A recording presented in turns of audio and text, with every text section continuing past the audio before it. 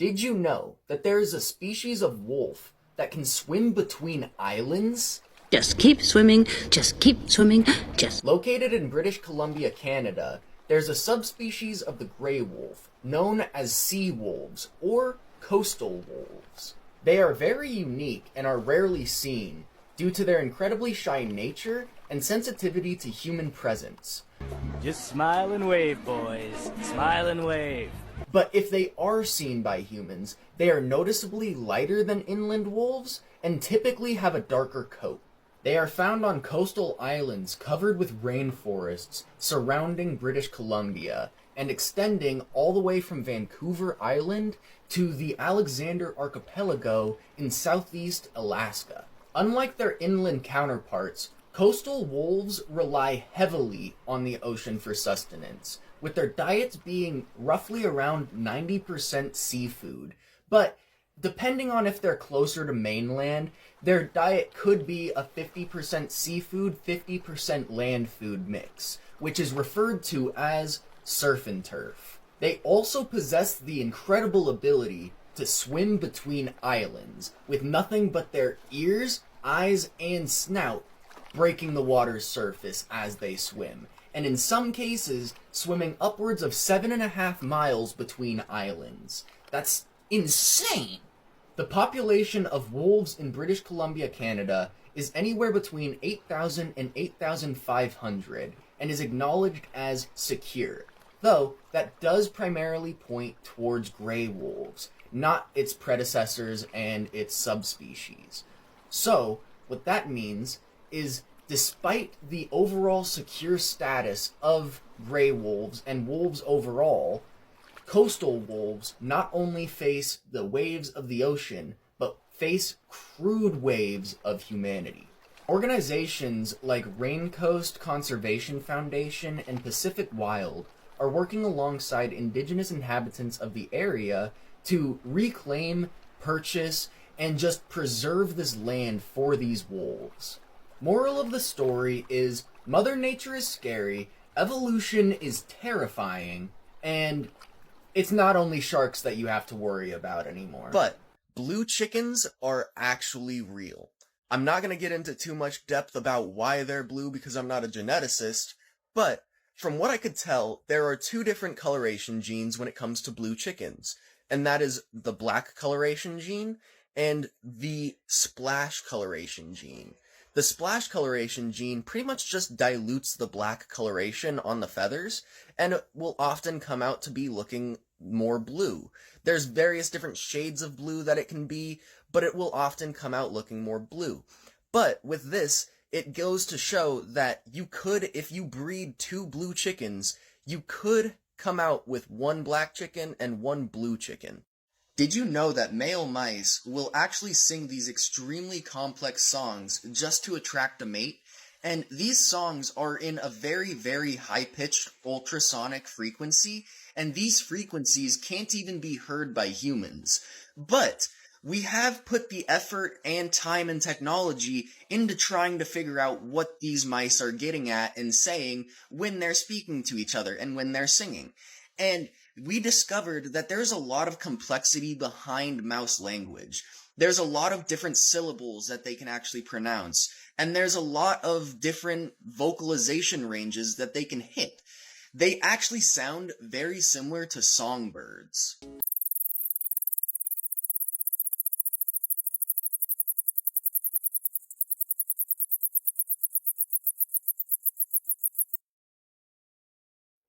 Did you know that in Switzerland, it is illegal to own just one guinea pig because guinea pigs are considered herd animals, and if left without companionship, then they become extremely lonely, isolated, and depressed, and keeping one all on its own is considered animal cruelty.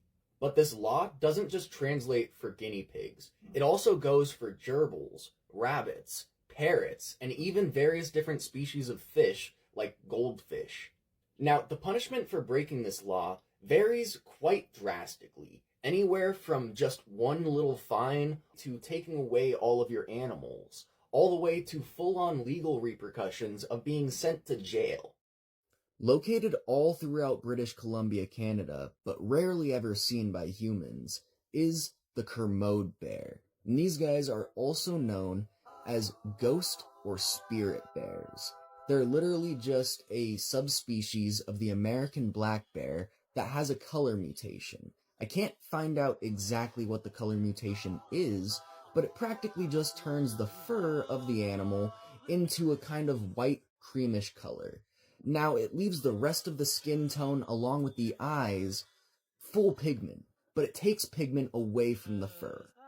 There is over 120,000 individual species of fly located throughout the entirety of the world, and some of the most common species of fly include houseflies, horseflies, bloatflies, cluster flies, and fruit flies.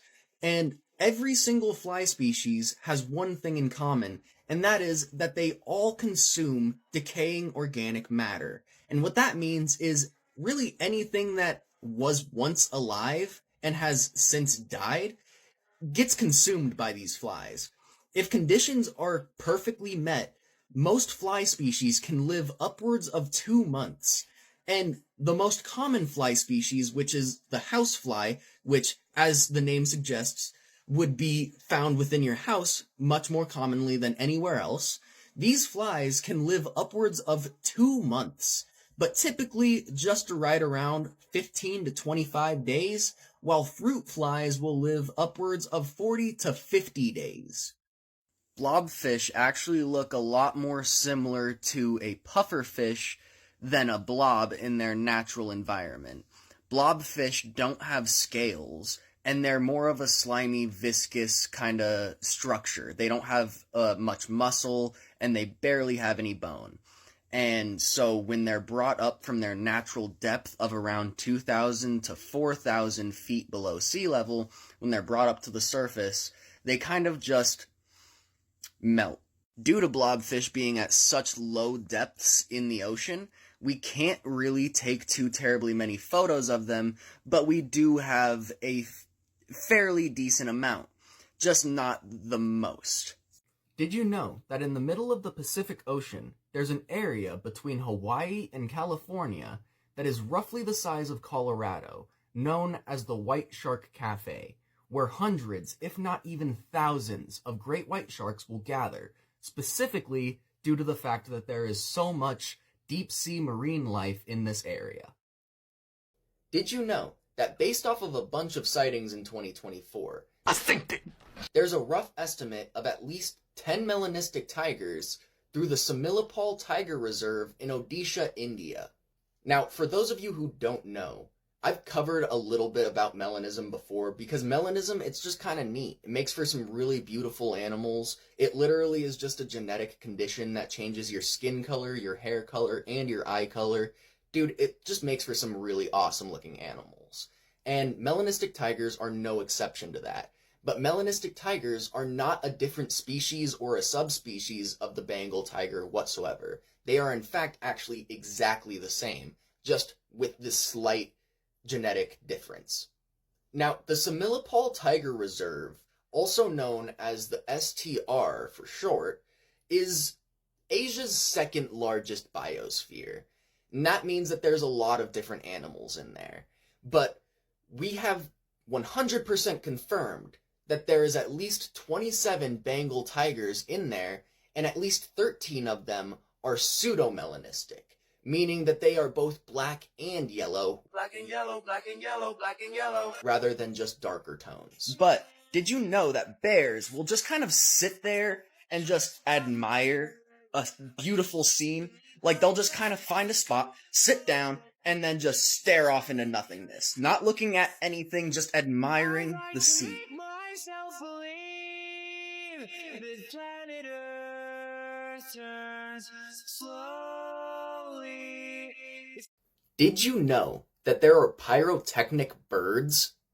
Throughout the Australian wilderness, there are 3 species known as firehawks that use a really, really neat tactic called fire foraging. These 3 species are the black kite, the whistling kite, and the brown falcon, and all of them eat anything from large insects to smaller reptiles and mammals. You know, it's a little bit deceptive that they're called firehawks when none of the species that I just listed are even a hawk. He's lying! But the beginning part does reign true because they all do utilize fire. I'm a phoenix rising from the ashes. These birds are extremely smart and understand the butterfly effect. They'll go to various different areas where there's either wild or controlled burning happening, grab smoldering or even burning material with their talons and claws, and just bring that over to any dry location and just drop it on the ground and wait for a fire to start. It's gonna burn for me to say this. This is, of course, what I mentioned earlier, called fire foraging, and it doesn't help humans in any way. In fact, it causes more issues than it solves, because you just gotta kind of think about it. If one fire from where you're working right now, say you're firefighters, and you're working on this fire, and then out of nowhere, miles away, another fire starts up. The sky's on fire. From the smoldering ashes of this one, that's not going to help out at all. Theo, you're not helping. And in some cases, these fires can be in extremely difficult to access locations, making it even worse. Due to that, we actually take into account these firehawks whenever we're dealing with wildfires or even just controlled burns. Now, back to the butterfly effect that these birds know that they're causing. See, whenever they pick up any of these smoldering ashes, they deliberately bring it to a place that's super dry, super easy to light up in flames. Fire! And they do this specifically because whenever they start a fire in these areas, it creates a complete scatter effect on all of the birds' prey. Evacuate! Leaving them with practically a huge buffet. Nom nom. In the northwestern territories of Canada, like Decho, Satu, and Inuvik, there is a estimated population of roughly around 16,000 polar bears. And it's so common to be chased by a polar bear that people will often leave their car doors open and unlocked just for a quick escape from a polar bear.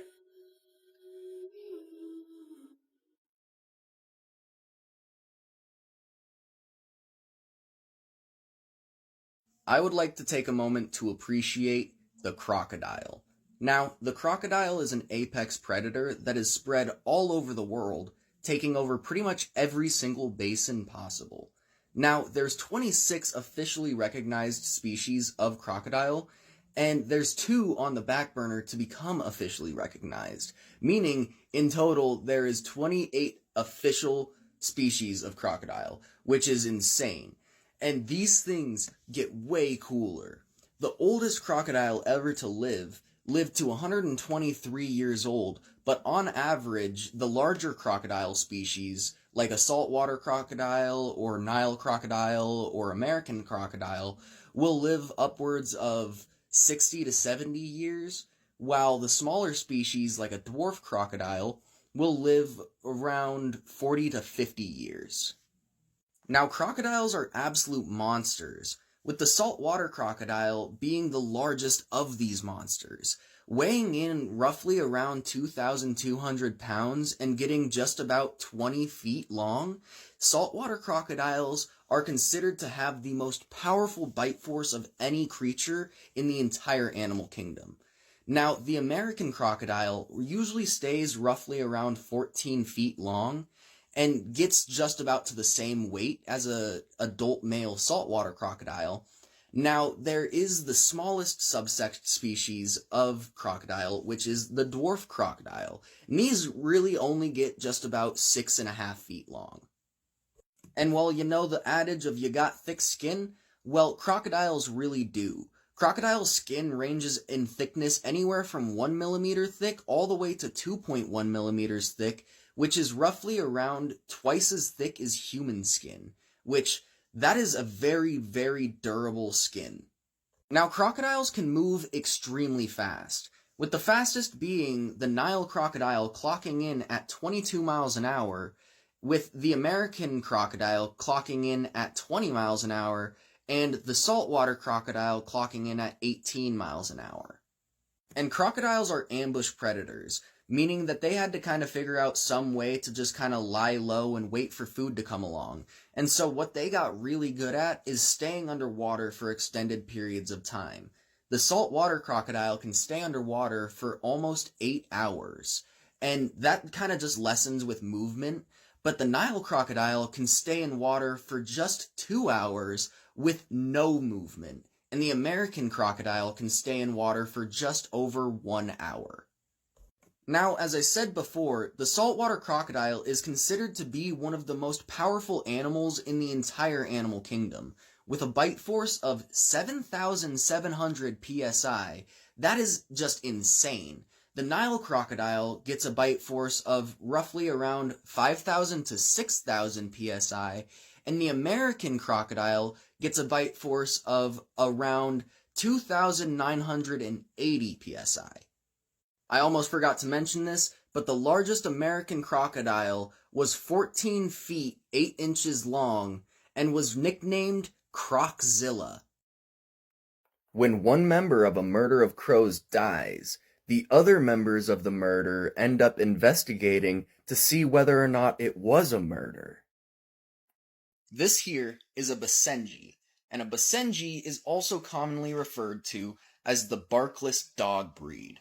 And they have a completely different larynx shape than any other dogs, and so they kind of create like this yodeling or growling kind of sound.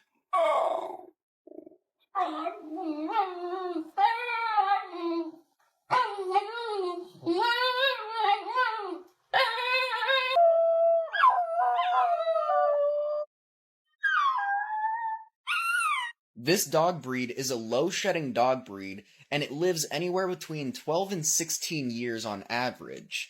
That's a good dog.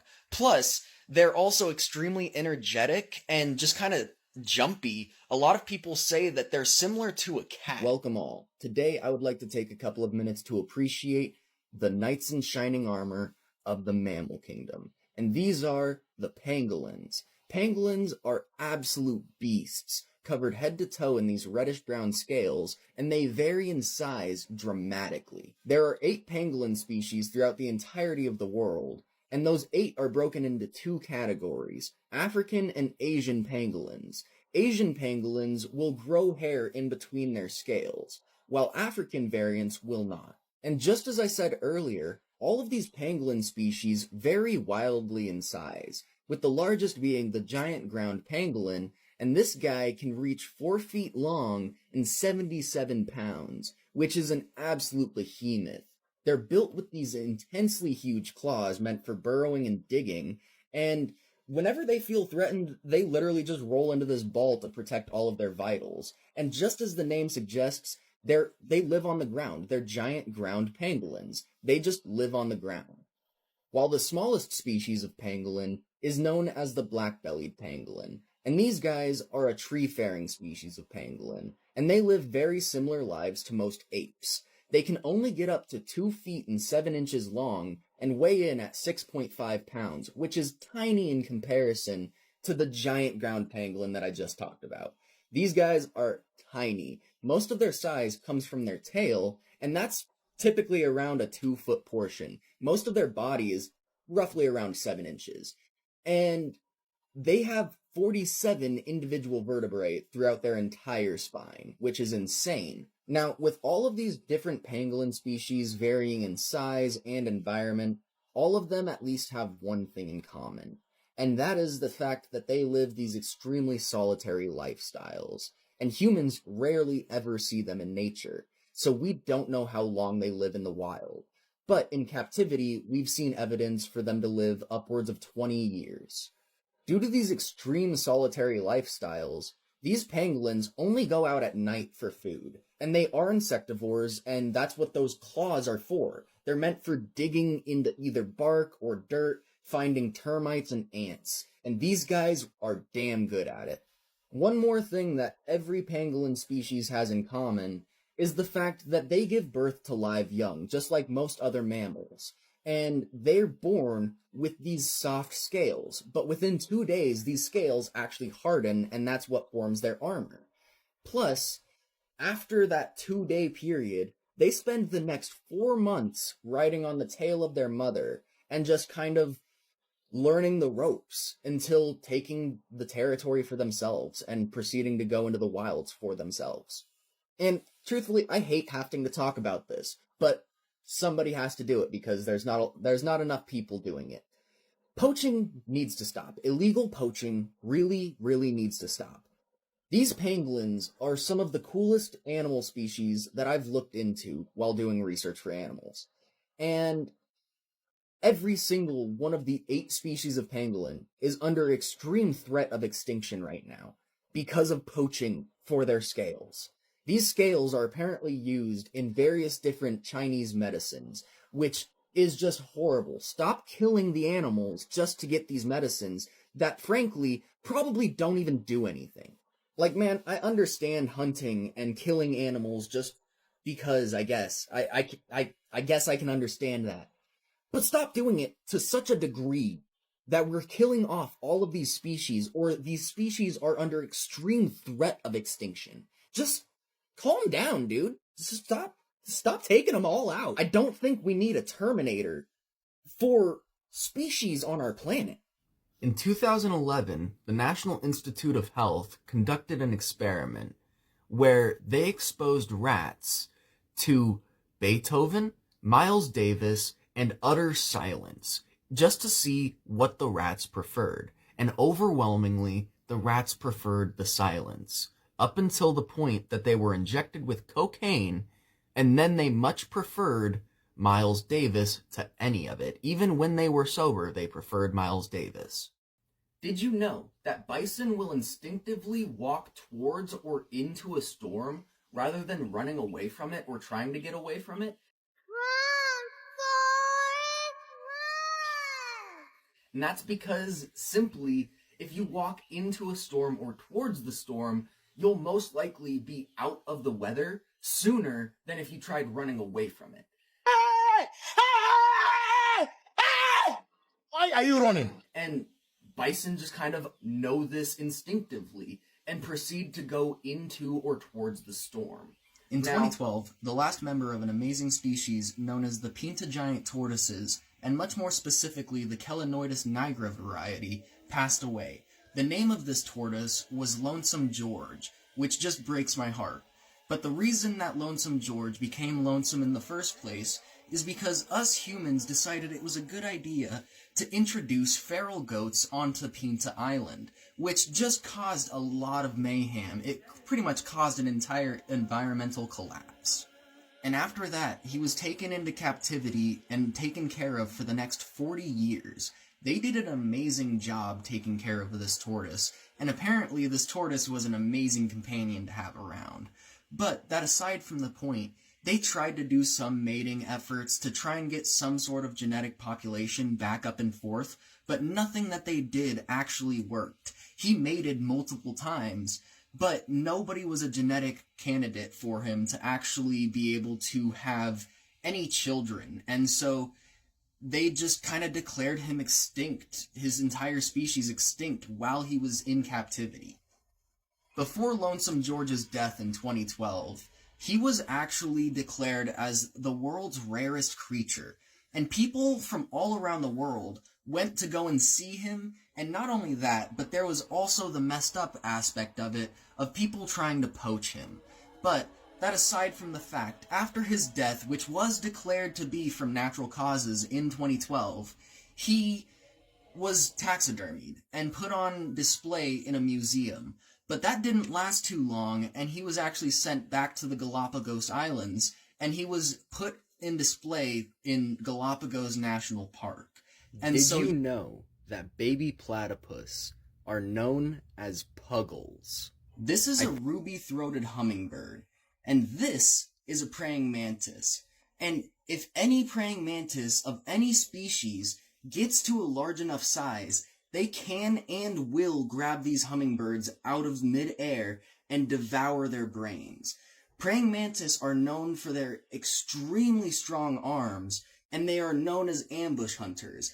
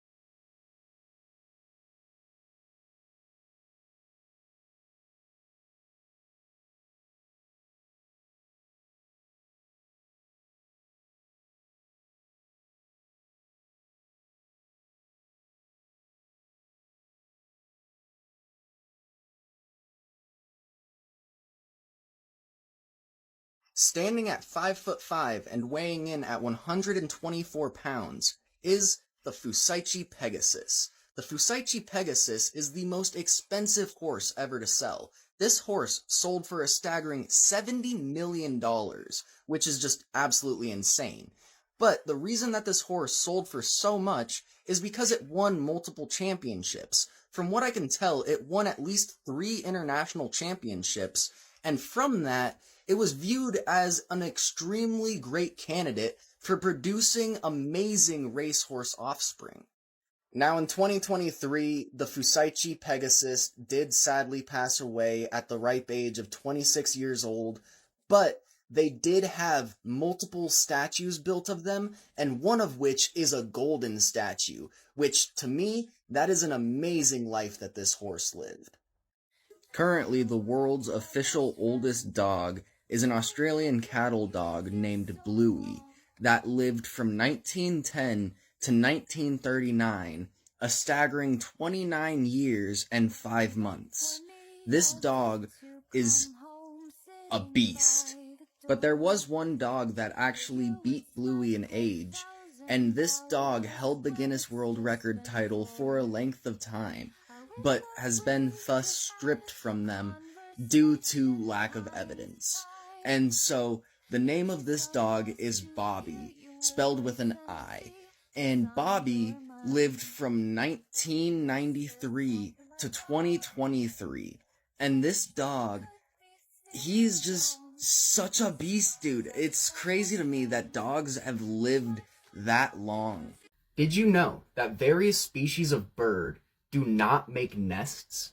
If you had understood, it's a very sacred thing, the nest egg. And if you had understood the nest egg principle, as we will now call it, in the first of many lectures that you will have to get. Hey yo everybody, it's Wyatt with Zero Minds Anymore. And if you're interested in the world and its crazy facts, then you, my friend, have come to the right place. Because I release videos at least once a week, both on YouTube and here on TikTok. So please consider subscribing and just supporting the channels. And I hope to see all of you guys down in the comments. So without any further ado, let's get into the video. Throughout Southeast Asia, in wet lowland forests, like those that are in Sri Lanka, Laos, Cambodia, Vietnam, and various other countries in Southeast Asia, there is a magnificent creature known as the great-eared nightjar. This animal is a nocturnal insectivore and uses a technique known as feeding on the wing, which basically means that it just kind of flies around with its mouth open and just catches beetles and moths midair. Great-eared nightjars are the second largest species by length in its entire family. The males reach anywhere between 12 to 16 inches in length, and they roughly weigh around 4.6 pounds, while the females are about 5.3 pounds. They have 12 to 16 inch wings with an overall wingspan of 24 to 28 inches. No, tell her it's a bird. It's just a big bird. And when it comes to nesting, these birds are unlike most other species throughout the world. Rather than constructing a traditional nest, they actually kind of just fly around and just drop their eggs wherever. Whether it be on low-hanging branches or even just the forest floor. Then, they just rely on camouflage given by the surrounding forest to conceal these eggs for them. I'm in the house. Do you know where I am? I could be anywhere. I'm like the wind, baby. Yeah. Where am I? You're behind the couch. What? How do you know that? And as crazy and backwards as it may sound, this strategy has clearly worked for them for this long, and it doesn't seem like it's going to stop working for them anytime soon. Because this is one of the only species that I've actually talked about that is not under threat of extinction whatsoever, and in fact are thriving throughout Southeast Asia. So Now, I was going to make a video about all of the butterfly species throughout the entire world. But there's 160,000 species of butterfly, which is way too many.